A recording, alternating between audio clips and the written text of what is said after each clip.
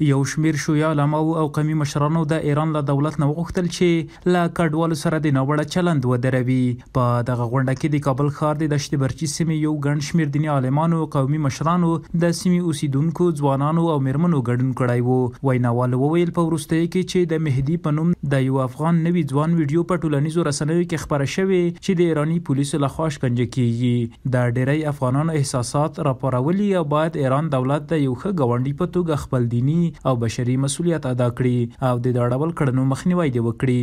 اتفاقاتی که در چند روز اخیر با کمال تأسف در کشورهای همسایه در پاکستان و ایران ما شاهدیم، فشارهایی که بر مهاجرین می رود این شب و روز وضعیتی را خلق کرده که متاسفانه گویا انسان احساس می کند که بحران به حمد الله در درون وطن فروکش کرد، ولی بر مهاجرینمان و در تعقیب مهاجرینمان در بلاد همسایه رفته است و این خیلی درد است و روزی را به امید آن روزی را شاهد باشیم که انشاءالله مهاجری در کشورهای دور و نزدیک و مخصوصا در همسایه ها نداشته باشیم.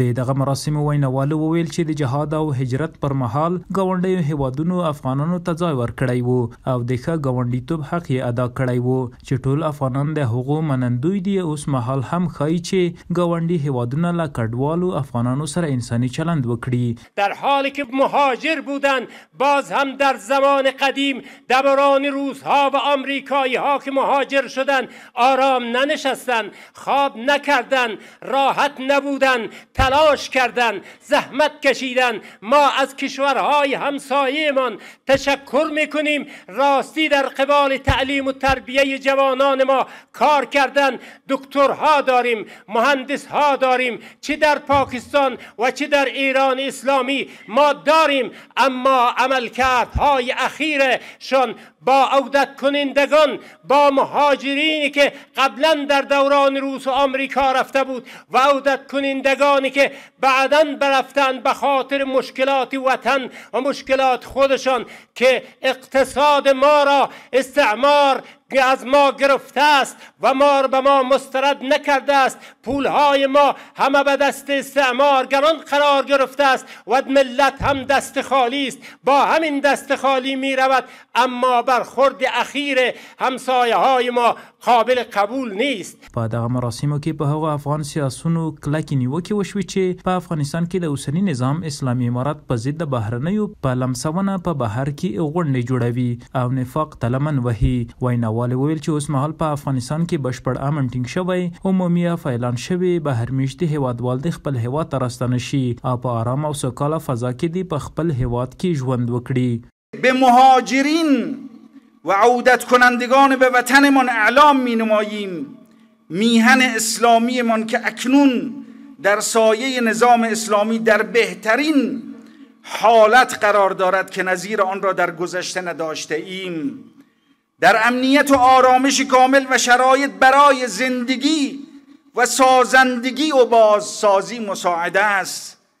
لذا هرچه سریعتر به میهن اسلامیشان بازگردند و در جهت ساخت و اعمار این وطن سهیم شوند.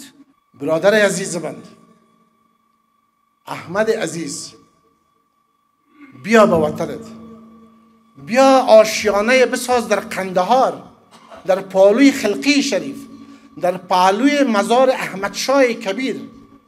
برادر عزیز، بیا خانه بساز در بست علمند، در پالوی قلعه بست مسعود غزنوی. برادر عزیز، بیا خانه بساز در مزار نزدیک روضه حضرت علی کرم الله وجهه.